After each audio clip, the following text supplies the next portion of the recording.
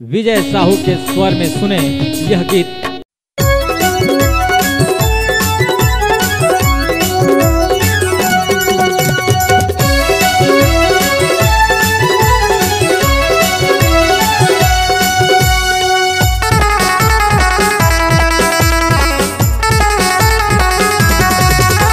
मैं छत्तीसगढ़ी है गवई है किसान पूरी है जवान दिखत हवई है गज भर के दिखत हवई है गज भर के जवान रे कौन पूछते बाबा कर तेरे परेशान कंट्रोल बाबा कंट्रोल।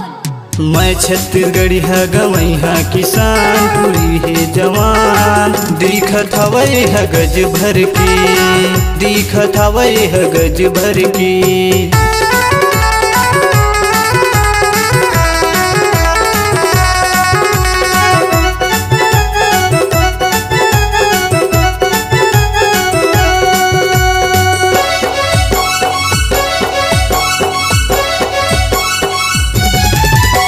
शहर के टूरिया गाँव में आए है गाँव में आए भैया गाँव में आए बूढ़ा जवान लाए है नचाए यहाँ नचाए भैया यहाँ नचाए है।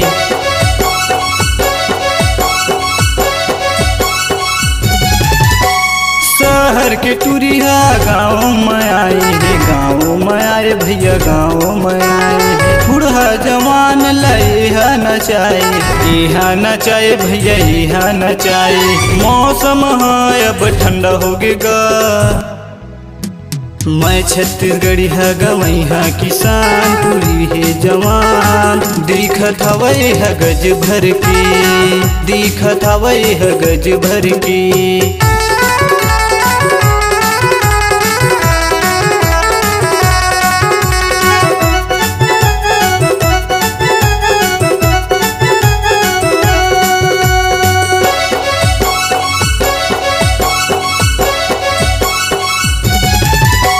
का करके तोला भगवान बनाए हे भगवान बनाए भैया भगवान बनाए अपन सूरतिया में सबुला फंसाए सबुला फंसाए ग सबुला फंसाए।